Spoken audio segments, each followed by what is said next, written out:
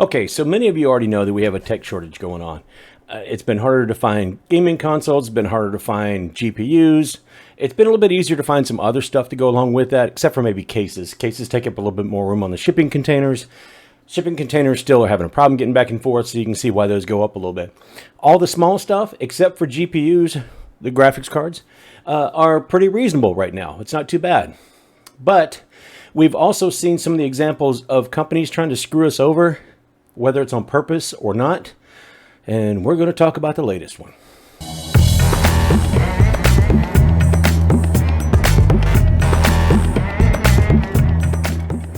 Okay, so we're already familiar with the fact that NewEgg likes to try to bundle things and make us buy something we need while clearing their inventory of something they don't want. And it's a common practice, and they've been called on the carpet for it, and that's not what this video is about, although that is still a common practice by NewEgg. If you look on their shuffle, their NewEgg shuffle, and try to find a new part that you might need, whether it's a motherboard, a console, or a graphics card, chances are it's going to be bundled with something they don't want anymore, like, I don't know, an out-of-date motherboard, a power supply that we already know that story too, gigabyte, and some other stuff that, I mean, you might try to get a console and be saddled with all these games you're never going to play, or, you know, who knows what. But they've already been they're not going to stop. Okay, it's the way that they can get rid of their inventory by giving you something that you want, because we're desperate.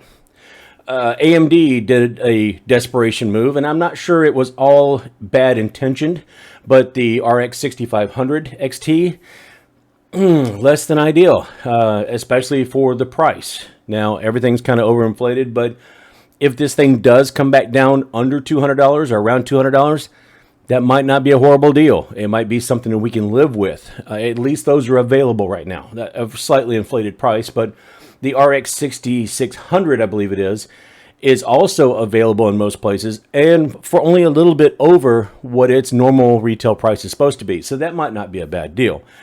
I don't think AMD did it on purpose. I think they did it to try to get a product out. They were in a rush, and, you know, just one thing leads to another. I don't think they expected all the backlash that they're getting from all the reviewers. The 6500 XT is not a great product, especially not at the price they're asking, especially not because a lot of us are still rocking a PCI 3.0. If you've got a newer Ryzen, like the 5000 series, not including the 5600G and the 5700G, if you've got any of the other ones, if you've got a new 11th gen or 12th gen Intel, then there's a good chance that you're on PCI 4.0, which means that you won't have the problems that somebody with an older system, even a couple years old, would have trying to run with that video card. But still, it was more or less probably supposed to be a laptop GPU that made its way to a retail version, and it is what it is. We have to live with it, and at least until things start to come back down. There is hope for that, though, because I don't know if you guys have been paying attention to the prices of Ethereum and some other cryptocurrencies. They've been taking a nosedive since November. So when they do that, especially with Ethereum, who's heavily mined by a bunch of GPUs out there, those GPUs don't become profitable anymore. So you'll start seeing some of the lower end ones start to sell and come on the market used on, you know, like Alibaba or eBay or, you know, even Facebook Marketplace or something like that. You'll start to see, yeah, I said that word, ooh, Facebook. Anyway, you'll start to see some of those come available, and then you'll see some higher end stuff come available as it becomes less profitable. At least until it moves from proof of work, which is how this is all mined, to proof of stake, which is when you have to prove how much you own and put your own dollars in the kitty to be able to get something back off of it. So that's going to happen early this summer, late spring, early summer. So you should see a whole flood of other video cards come to the market. Don't be surprised if some of these other newer companies that sell newer stuff hold on to their stock to try to drive the price back up, and all you get is used product. It is what it is, but if it drives down far enough, then companies are going to have to lower the prices overall. All that's fine and good. Some of it's well established. End of that part of the rant. The newest part is we are aware, well, if in case you're not, NVidia has two major retailers for its Founders Editions cards, which means the cards that they produce by themselves that are their spec, they sell them through Best Buy and through Micro Center. I live in Central Florida, South Central Florida. There is no way I can get to a Micro Center without a 7-hour drive. So I have to rely on somebody like Best Buy or try to buy something online. Trying to get something online from either one of these two is near impossible, but Best Buy has made it now even more difficult.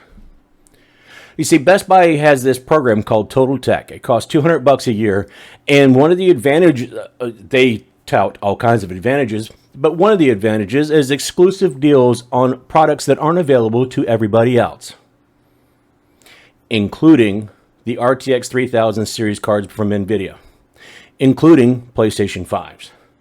So with their latest drop, and they're starting to get more stock of these Founders Edition cards in, now with their latest, they've put that behind that $200 paywall. So you're telling me I have to pay $200 for the right to be able to try to buy something from you?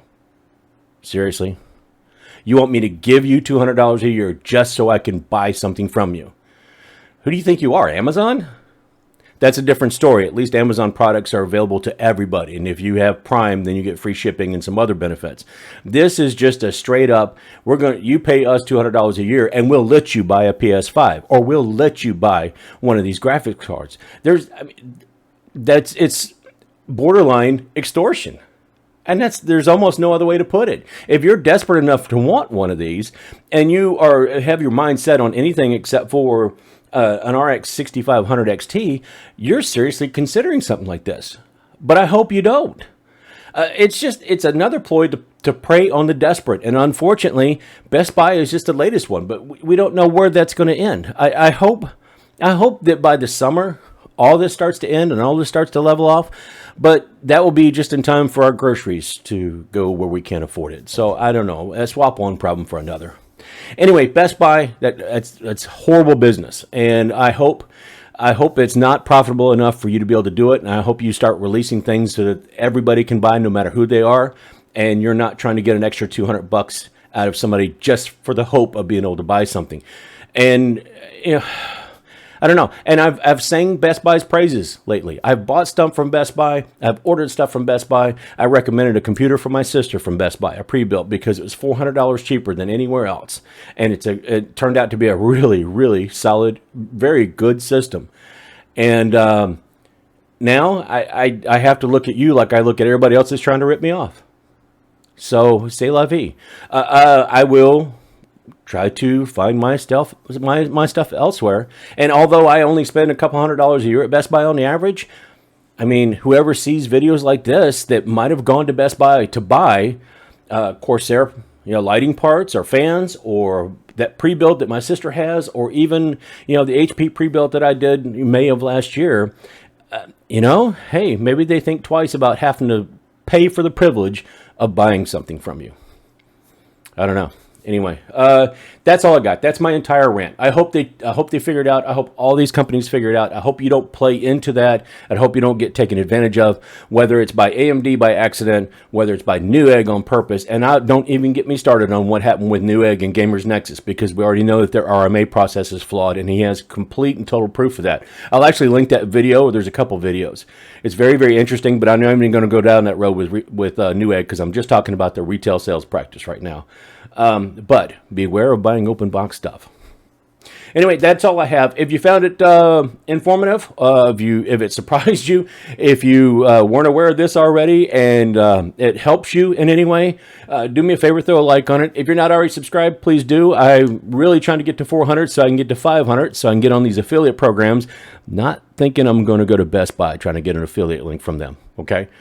Just saying. But anyway, like I said, if you're not already subscribed, please do. Love to see it. Any comments you have, love to see them. If you've had a bad experience from any of these companies, leave a comment down there. Let me know. Because in a lot of cases, I have, like I said, with Best Buy over the past year or so, year and a half, I've sang their praises because I thought they did a really good job. And they really surprised me, especially after Fry's Electronics went down. But this wasn't a good move. Didn't make you look good. And there's going to be some people that it turns off, with NewEgg doing their stuff, and with Best Buy now pulling their stuff, we're running out of retailers to go to. And it's no wonder that we're going to start shopping on, stuff that we might be going to eBay and Alibaba and some of these other things more often. I don't know. Find it where we can find it, right? Anyway, that's all I got for right now. So take care, folks. And until next time, I'll see you later.